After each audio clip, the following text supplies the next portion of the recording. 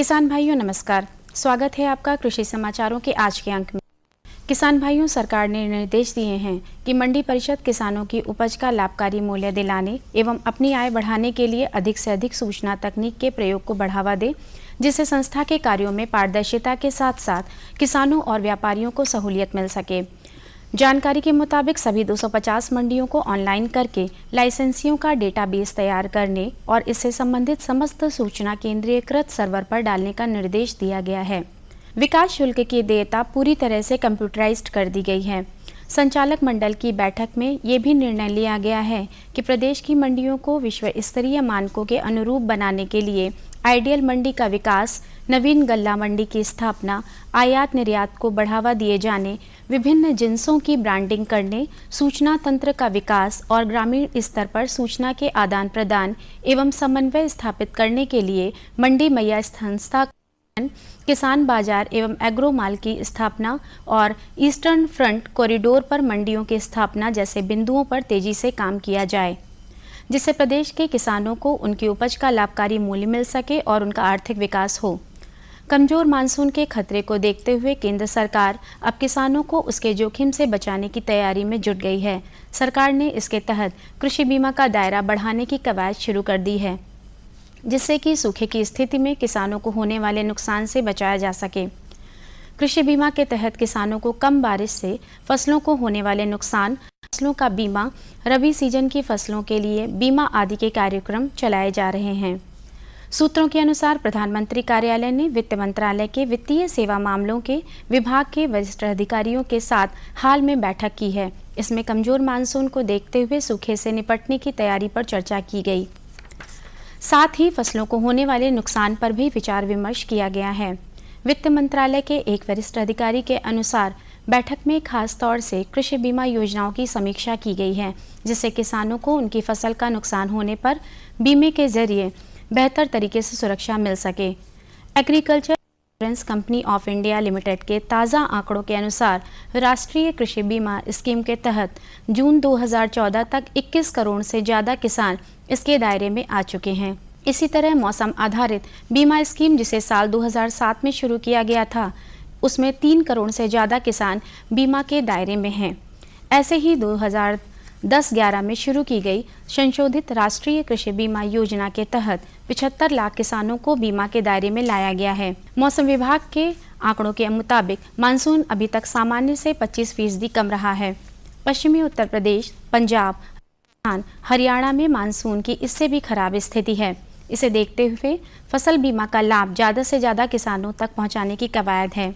जिले में गन्ने की खेती का रकबा 86,000 हेक्टेयर है, लेकिन गन्ने का वाजिब दाम न मिलने और चीनी मिलों में भुगतान में देरी से बड़े किसान केले की खेती की ओर तेजी से आकर्षित हो रहे हैं, क्योंकि केले की खेती में गन्ने की खेती के मुकाबले ज़्यादा आय है और फसल भी खेती पर ही बिक जा रही है। गन्ने की तरह पर्ची मिलने से लेकर चीनी मिल तक गन्ने को ले जाने और फिर भुगतान के लिए एक साल तक इंतजार करने की इसमें कोई समस्या नहीं है। किसानों के मुताबिक 1 एकड़ केले की खेती में 30 से 40 हजार रुपए लागत आ रही है, जबकि 1 एकड़ में 1,500 पौधों से उन्हें 1.20 लाख की आय हो जाती है। इस तरह किसानों को 1 एकड़ में 80,000 रुपए तक की बचत हो जाती है, जबकि इस वक्त 1 एकड़ गन्ने की खेती में 30,000 रुपए लागत आ रही है। विश्व के दुग्ध उत्पादक देशों में भारत का पहला स्थान है। स्वतंत्रता के बाद इस दिशा में जो प्रगति हुई है वह बहुत महत्वपूर्ण है। वर्ष 1950-51 में कुल 1 करोड़ 70 लाख टन दूध का उत्पादन होता था, जो कि 2007-8 तक 6 गुने से भी अधिक बढ़कर 10 करोड़ 48 लाख टन पहुंच गया। देश में सामाजिक आर्थिक बदलाव लाने में इसे एक महत्वपूर्ण साधन के रूप में देखा जाता है। किसान भाइयों, भारत में दुग्ध व्यवसाय को कृषि के सहायक व्यवसाय के रूप में देखा जाता है। सरकार दुग्ध उद्योग क्षेत्र को बढ़ावा देने के लिए अनेक योजनाएं चला रही है।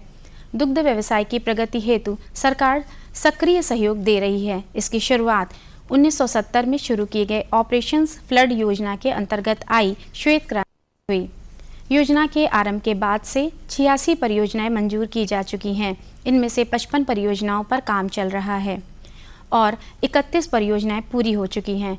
31 मार्च 2009 तक 25 राज्यों और एक केंद्र शासित प्रदेश में 207 जिलों में ये योजना लागू थी और इन पर 5 अरब 1 करोड़ 84 लाख रुपए खर्च किए जा चुके थे। इसके अतिरिक्त सरकार ग्रामीण स्तर पर उच्च गुणवत्ता वाले दूध के उत्पादन के लिए गुणवत्ता संरचना सुदृढ़ीकरण एवं स्वच्छ दूध उत्पादन नाम से एक नई केंद्र प्रायोजित योजना शुरू की। इसका उद्देश्य दूध दूहने की सही तकनीक के बारे में किसानों को प्रशिक्षण देकर उन्हें डिटर्जेंट, स्टेनलेस स्टील के बर्तन आदि देकर मौजूदा प्रयोगशालाओं सुविधाओं के सुदृढ़ीकरण, मिलावट की जांच किट, कीटनाशक दवाएं आदि उपलब्ध कराकर ग्रामीण स्तर पर उच्च गुणवत्ता वाले कच्चे दूध का उत्पादन बढ़ाना है ताकि स्वच्छ दूध का संग्रहण सुनिश्चित किया जा सके। किसान भाइयों, ये थे कृषि समाचार। अब आइए जानकारी लेते हैं प्रदेश कृषि मंडियों के ताजा मंडी भावों की।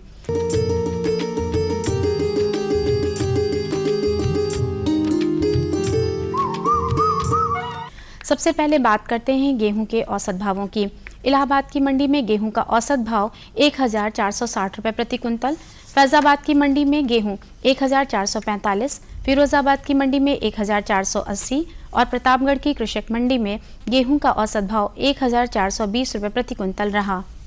चावल के भावों की बात करें तो इलाहाबाद की मंडी में चावल का औसत भाव 2160 रुपए प्रति कुंतल, फैजाबाद की मंडी में चावल 2180, फिरोजाबाद की मंडी में 2190 और प्रतापगढ़ की कृषक मंडी में चावल का औसत भाव 1925 रुपए कुंतल रहा।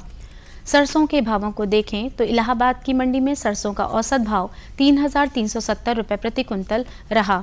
फैजाबाद की मंडी में सरसों 3220, फिरोजाबाद की मंडी में 3260 और प्रतापगढ़ की कृषक मंडी में सरसों का औसत भाव 3030 रुपए प्रति कुंतल रहा। आलू के भावों को देखें तो इलाहाबाद की मंडी में आलू का औसत भाव 1625 रुपए प्रति कुंतल, फैजाबाद की मंडी में आलू 1580, फिरोजाबाद की मंडी में 1640 रुपए और प्रतापगढ़ की कृषक मंडी में आलू का औसत भाव 1800 रुपए प्रति कुंतल रहा। आखिर में केले के भावों को देखें तो इलाहाबाद की मंडी में केले का औसत भाव 2400 रुपए प्रति कुंतल, फैजाबाद की मंडी में केला 2320, फिरोजाबाद की मंडी में 2370 और प्रतापगढ़ की कृषक मंडी में केले का औसत भाव 2080 रुपए प्रति कुंतल रहा। किसान भाइयों, तो ये थे आज के कृषि समाचार और औसत मंडी भाव। कृषि जगत से जुड़ी नई नई जानकारियों के साथ हम फिर हाजिर होंगे। तब तक के लिए अनुमति, नमस्कार।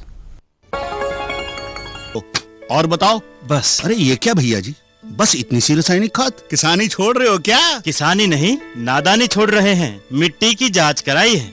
अब तो लालाजी जितनी जरूरत है उतने ही उर्वरक खेत में डालेंगे। हाँ किसान भाई, आज ही अपने जिले की नजदीकी भूमि परीक्षण प्रयोगशाला में मिट्टी की जांच जरूर करवाएं और मिट्टी में पोषक तत्व, नमी व पौधे के विकास को देखते हुए केवल जरूरत के अनुसार ही पोषक तत्व डालें। और हाँ, मिट्टी में गंधक, जस्ता, बोरोन जैसे सूक्ष्म पोषक तत्वों का पता लगाना भी न भूलें।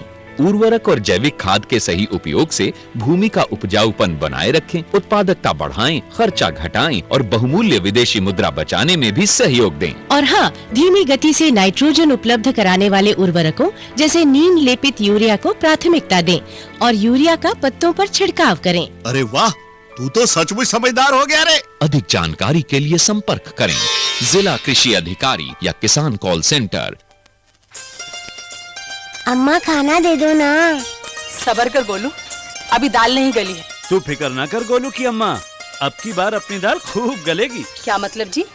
अब की बार NFSM के तहत दाल की पैदावार को बढ़ाने के तरीकों को दिखाने के लिए देश में 1000 क्षेत्र चुने गए हैं, जिसमें हमारा इलाका भी आ गया है। पर इससे हमें क्या फायदा? हमें 5 एकड़ खेती के लिए खाद और कीटनाशक के अलावा बढ़िया बीजों की एक मिनी किट भी मिलेगी। इतनी दाल का करेंगे क्या जी? अरे भगवान, सरकार ने दलहन का समर्थन मूल्य भी खूब बढ़ा दिया है और इनकी खरीद का भी पूरा इंतजाम कर लिया है। इससे आमदनी बढ़ेगी और फिर हमारा गोलू अच्छे स्कूल में जा करके कृषि वैज्ञानिक बनेगा। हाँ शामू भैया, सरकार कह रही है पूर्वी भारत में भी दूसरी हरित क्रांति आएगी। अरे ये तो पंजाब और हरियाणा में हुआ था, यहाँ तो अनाज की पैदावार अब भी कम है। सरकार की बातों में कुछ तो दम होगा, आखिर यहाँ बारिश 3 गुना होती है। चलो वैज्ञानिक का नंबर मिलाते हैं। अरे वाह, आ गए। नमस्ते सरपंच जी। हाँ भाई, उपजाऊ जमीन की कीमत को पहचानो। जरूरत है सिर्फ सही किस्म और तकनीक अपनाने की। पूर्वी भारत में सरकार कम गहरे नलकूप और बोरवेल के निर्माण के लिए सहायता दे रही है।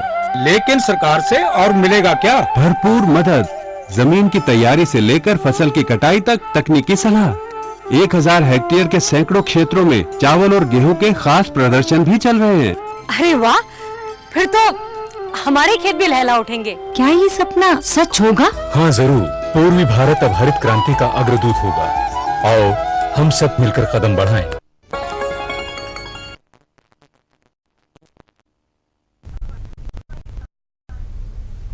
कृषि समाचार के बाद कृषि दर्शन के सजीव फोन इन कार्यक्रम में आप सभी का स्वागत है।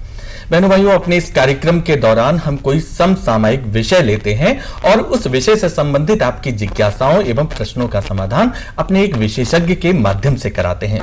तो आज के हमारे सजीव फोन इन कार्यक्रम का विषय है नाबार्ड द्वारा दी जाने वाली सुविधाएं।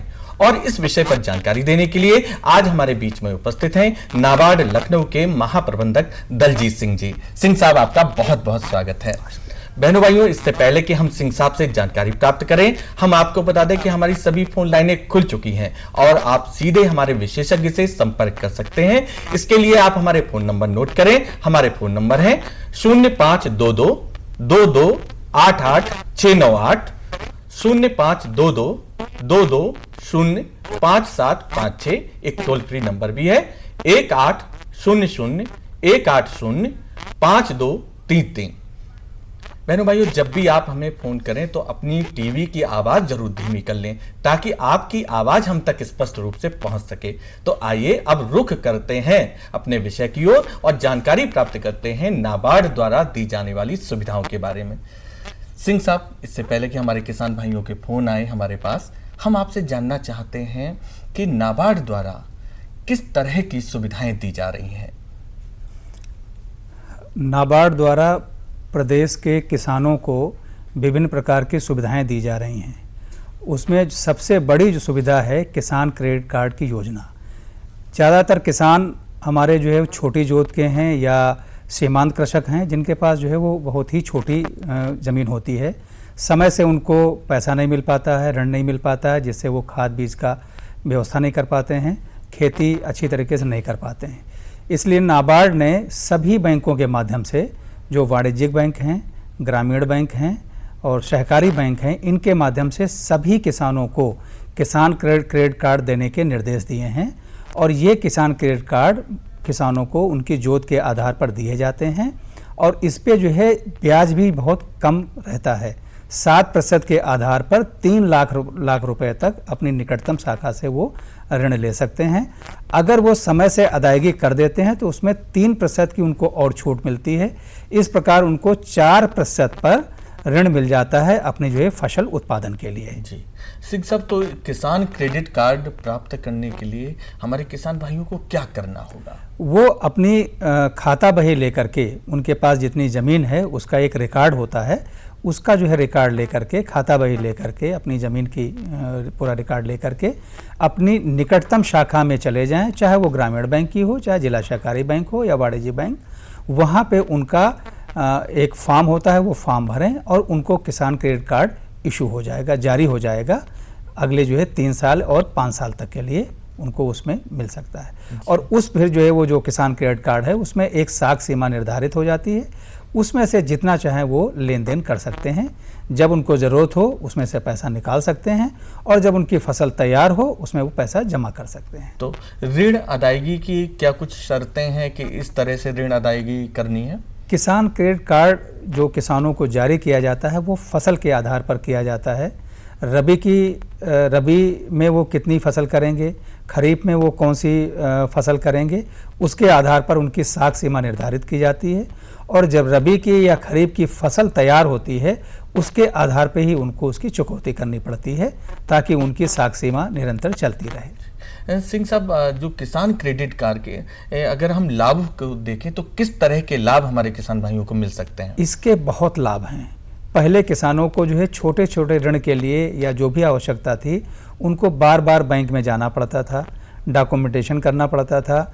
कई बार जो है उनको सिक्योरिटी के रूप में जो है वो जमानतदार ले जाने पड़ते थे, कई बार चक्कर लगाने पड़ते थे। अब इसकी ज़रूरत नहीं है।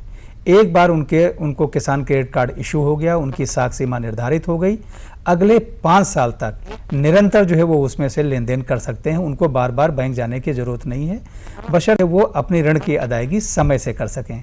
बार बार उनको जो है डॉक्यूमेंटेशन नहीं करना पड़ेगा, बार बार उनको जो है अपने रिकॉर्ड्स ले जाने की ज़रूरत नहीं पड़ेगी। जी सिंह साहब, हमारे एक किसान भाई फोन लाइन पर हैं, नंद स्वरूप मिश्रा जी बाराबंकी से। हेलो।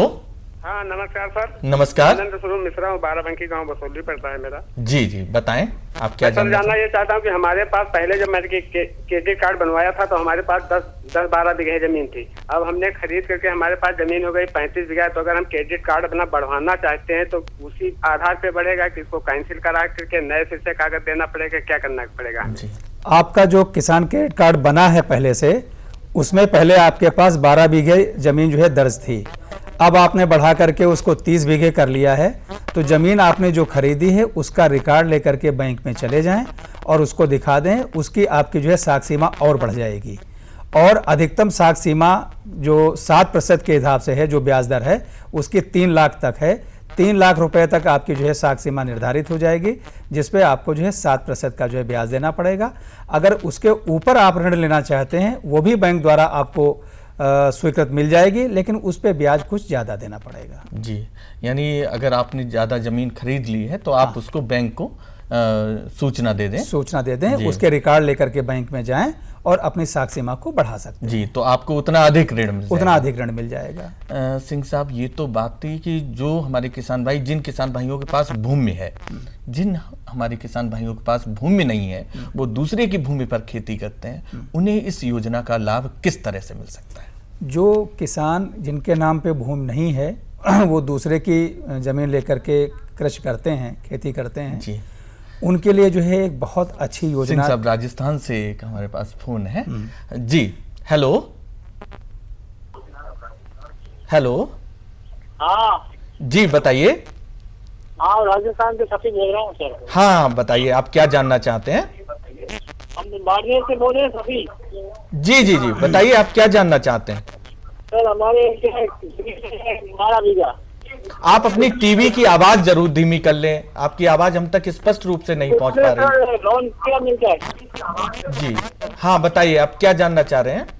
हमारा जमीन है 12 बीघा, उसमें लोन क्या मिलता है, इसमें क्या फायदा हमारे लिए? हाँ 12 बीघा खेत है। हाँ देखिए, आपके पास 12 बीघा खेत है, आपके पास जो है काफी अच्छी जमीन है।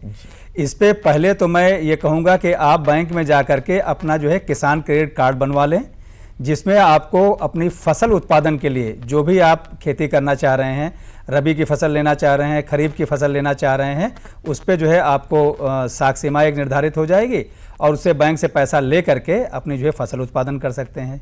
इसके अलावा अगर आपको जो है ट्रैक्टर की ज़रूरत है, अलग से आपको बैंक से जो है ट्रैक्टर का लोन मिल जाएगा।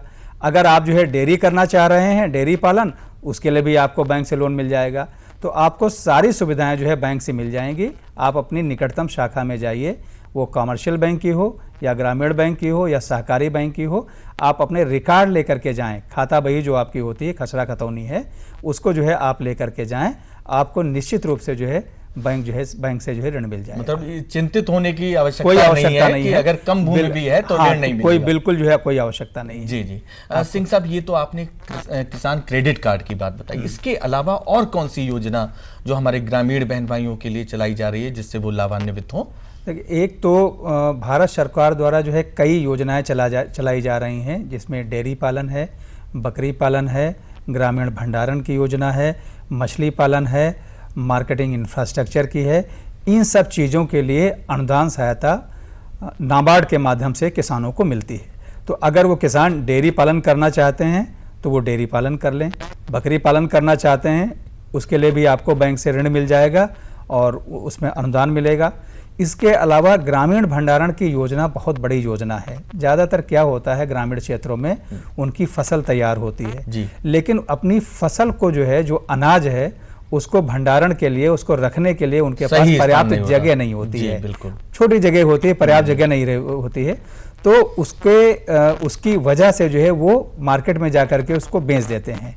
और जब फसल तैयार होती है तो निश्चित रूप से मार्केट में रेट वो उतना अच्छा नहीं रहता है। जो बाजार भाव है, जो बाजार मूल्य है उतना अच्छा नहीं रहता है, इसकी वजह से उनको अच्छा मूल्य नहीं मिल पाता है। तो इसीलिए जो है ग्रामीण भंडारण की योजना है, किसान जो है चाहें तो ग्रामीण भंडारण जो है वो अपना वहाँ पे बैंक से लोन लेकर के जो है बना सकते हैं और उसमें अपने जो है उत्पाद को, जो अनाज है उनका भंडारण कर सकते हैं और जब बाजार भाव जो है अच्छा हो, बाजार मूल्य अच्छा मिले, उसमें वो बेच सकते हैं, बिक्री कर सकते हैं, इससे उनको अच्छा मूल्य मिलेगा।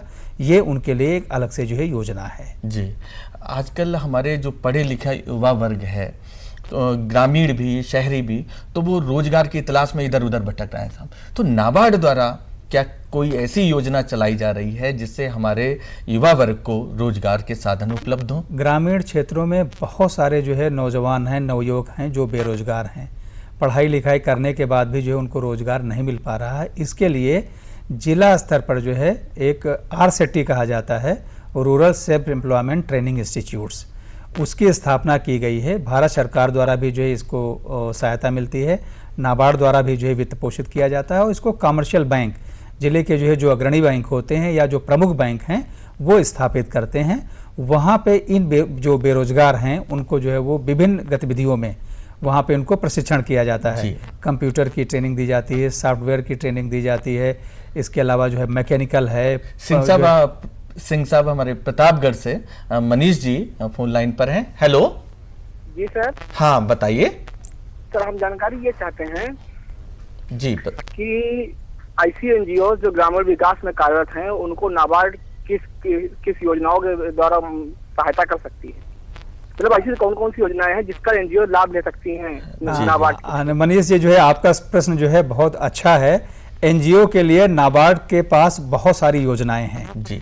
ग्रामीण क्षेत्रों में जो NGO काम कर रहे हैं, किसानों के लिए जो है सबसे बड़ी हमारी जो योजना है फार्मर्स क्लब की स्थापना। गांव स्तर पर जो है जो फार्मर्स हैं, जो किसान हैं, हमारे किसान भाई हैं, उनके समूह बना करके, उनके क्लब बना करके उनकी स्थापना के लिए NGO को जो है वो सहायता प्रदान की जाती है, जिससे वहाँ पे वो अपनी अच्छी जानकारी प्राप्त करके जो है वो अपना उत्पादन अच्छा कर सकते हैं। इसके अलावा NGO को गांव में जो है स्वयं सहायता समूह बनाने के लिए उनको जो है सहायता प्रदान की जाती है। नाबार्ड की तरफ से संयुक्त दायित्व जो ग्रुप हैं, समूह हैं, उसके लिए जो है सहायता प्रदान की जाती है। और इसके अलावा NGO अगर ग्रामीण क्षेत्रों में कोई और जो है वो प्रशिक्षण कार्यक्रम करना चाहते हैं, कोई भी जो है प्रमोशनल या डेवलपमेंटल एक्टिविटी करना चाहते हैं, उसके लिए भी नाबार्ड की तरफ से उनको जो है अनुदान दिया जाता है, उनको प्रोत्साहित किया जाता है। तो अगर NGO को किसी भी तरीके की ज़रूरत है, हर जिले स्तर पर हमारे जिला विकास प्रबंधक तैनात हैं, उनसे संपर्क करके वो अपने प्रस्ताव दे सकते हैं। नाबार्ड निश्चित रूप से उनकी मदद करेगा। जी सिंह साहब, हमारी जो ग्रामीण क्षेत्र की महिलाएं हैं उनके उत्थान के लिए नाबार्ड द्वारा क्या कोई योजना चलाई जा रही है? महिलाओं के लिए नाबार्ड द्वारा जो है बहुत अच्छी योजनाएं हैं। सबसे बड़ी चीज़ सुनील जी मैं ये बता दूं आपको कि हमारी जितनी जनसंख्या है उसमें करीब 48 से 50% तक। सिंह साहब एक हमारे दर्शक फोन लाइन पर है। हेलो हाँ जी बताइए, क्या जानना चाहते हैं आप? ये जानना चाह रहे थे जी कि ये नाबार्ड योजना का जो लाभ हम लेना चाहेंगे वो किस तरीके से लेना चाहेंगे? किस तरह से नाबार्ड का जो योजनाएं चल रही है लाभ मिल सकता है? नाबार्ड की बहुत सारी योजनाएं हैं। अब आप किस तरीका कौन सा जो है वो गतिविधि करना चाह रहे हैं? अगर आप किसान हैं तो अपने फसल उत्पादन के लिए ऋण ले सकते हैं। अगर आप जो है कोई दूसरी एक्टिविटी गतिविधि करना चाह रहे हैं, डेयरी पालन करना चाह रहे हैं के संबंध में अगर ऋण लेना चाहते तो वो अपनी जो है वो निकटतम शाखा में जाएं। और इसके अलावा आपके जिला स्तर पर हमारे जिला विकास प्रबंधक तैनात हैं। जिला विकास प्रबंधक नाबार्ड के जिला विकास प्रबंधक हैं। आप उनसे संपर्क करके और जो भी आप काम करना चाहते हैं उनसे आप विचार विमर्श करें, चर्चा करें, आपको वो पूरी मदद करेंगे और आपको बैंक से ऋण आसानी से मिल जाएगा। और ये जो ग्रामीण क्षेत्र में बैंक हैं, ग्रामीण बैंक हैं या इसके अलावा सहकारी बैंक हैं, ग्रामीण बैंक हैं, वाणिज्यिक बैंक हैं, वहां पे जाकर के वो संपर्क करें। और अगर वो उनके पास जमीन है तो निश्चित रूप से वो खेती के लिए उनको ऋण मिल जाएगा। अगर नहीं भी है तो भी अगर जो है वो डेयरी पालन करना चाहें या बकरी पालन करना चाहें या कोई रोजगार स्थापित करना चाहें, अपना कोई किराना शॉप करना चाह रहे हैं या कोई छोटी इंडस्ट्री लगाना चाह रहे हैं, अच्छा दुकान भी खोल सकते हैं, कुछ भी किसी भी हर तरीके के लिए उनको जो है मदद उपलब्ध है जी। जो भी वो ऋण लेना चाहें बैंकों से हर प्रकार की सहायता उपलब्ध है। अच्छा सिंह साहब, हम जो बात कर रहे थे हमारी महिलाओं के उत्थान के लिए, तो वो किस तरह की योजनाएं? तो मैं ये कह रहा था सुनील जी, बहुत अच्छा प्रश्न है कि जब तक महिलाएं विकास की मुख्य धारा से नहीं जुड़ेंगी तो हम जो है संपूर्ण विकास की बात नहीं कर सकते हैं, क्योंकि उनकी भागीदारी करीब 50% है। तो महिलाओं के विकास के लिए सबसे पहले जरूरी है कि उनको संगठित करना। इसके लिए जो है महिलाओं के जो है स्वयं सहायता समूह बनाने पर जो है नाबार्ड ज़्यादा जो है ध्यान दे रहा है, ज़्यादा जोर दे रहा है। और वो एनजीओ के माध्यम से, बैंकों के माध्यम से आपको जो है पूरी जो है वो सहायता मिलेगी। सिंह साहब, आपने इतनी उपयोगी जानकारी दी हमारे किसान बहन भाइयों को, इसके लिए आपको बहुत बहुत धन्यवाद। धन्यवाद। बहनों भाइयों, जैसा कि सिंह साहब ने बताया कि नाबार्ड द्वारा किस तरह की सुविधाएं दी जा रही हैं, आप भी इसका लाभ उठा सकते हैं और जागरूकता भी फैला सकते हैं, एक दूसरे को बता भी सकते हैं। तो इसके साथ ही अब हमारे कार्यक्रम का समय समाप्त होता है, हमें अनुमति दीजिए। नमस्कार।